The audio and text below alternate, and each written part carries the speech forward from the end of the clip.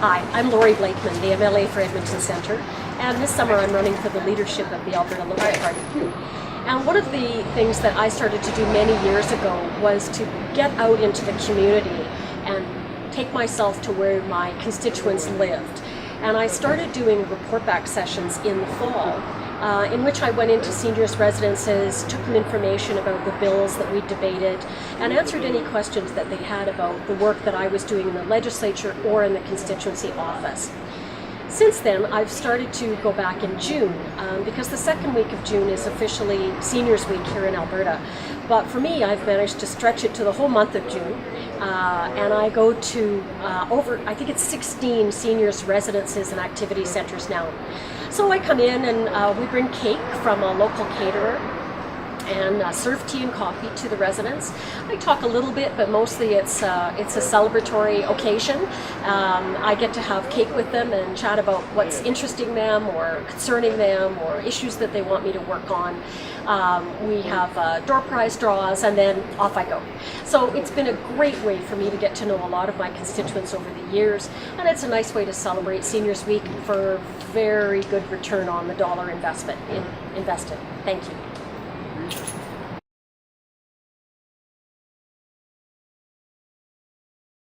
So I am actually here to celebrate Seniors Week, which, you're right, was actually the first week in June.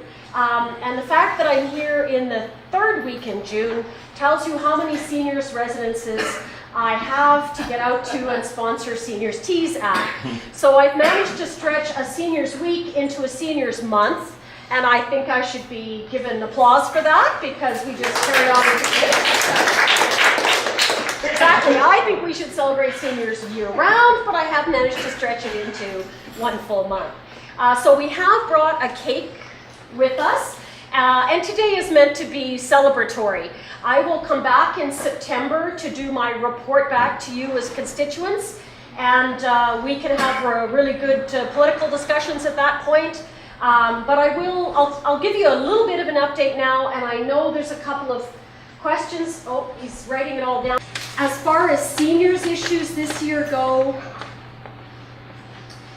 essentially the government didn't do anything mean, nasty, horrible, or underhanded to you. On the other hand, they didn't do anything wonderful, awesome, nice, and generous for you either. So you're at a net zero this year. Nothing really bad, but nothing really good either. Because this is Alberta, we will take that as a good thing. I think if we live somewhere else, we might be demanding a bit more out of government, but here in Alberta, we're going to take that as a good thing and move forward. And there was two more questions, one there and one here. Yeah, mine's short, I think. Okay, go ahead. Okay, why am I waiting for knee surgery from March to March of next year and maybe more longer? Two possible answers.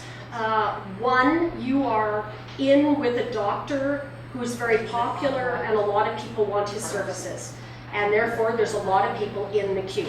If you wanted to go faster, you may want to go back and get a referral to a different doctor that has a shorter list. Also consider going to physicians that are not in Edmonton or located nearby. Leduc, Fort Saskatchewan, Sherwood Park, Devon, be imaginative. Because there may be orthopedic surgeons who are working out of those centers that have a much shorter list. So answer one is, it could be your doctor. Answer two is, and let me get to the end of this before you comment. They do try and triage people as to how bad they are, how much difficulty they're in. And I would never presume to say how much difficulty you're in, but the doctors do evaluate that, and you do get on to a continuum with everybody else. So supposedly, and other things are taken into consideration. So if you were a single mother of several children who was on a wage-earning job and needed some kind of surgery in order to keep earning a wage and keep her children going, she might get Q-jumped a little bit, but not very much, over somebody that was in a stable household with a second income earner.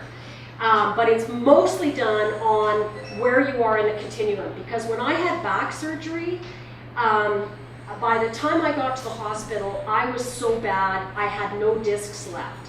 But there was other people around me that were getting other levels of surgery, and when you put us all in a room, you could really see the difference. So it feels awful to you, and it's affecting your whole life. It's a very cold comfort to know there's people that are worse off, I guess is what I'm saying to you. Yeah, all they did is put me on a painkiller, which is, fortunately is working very well. Good, okay. But I mean, is that going to make me wait longer because it's working for me on the painkiller?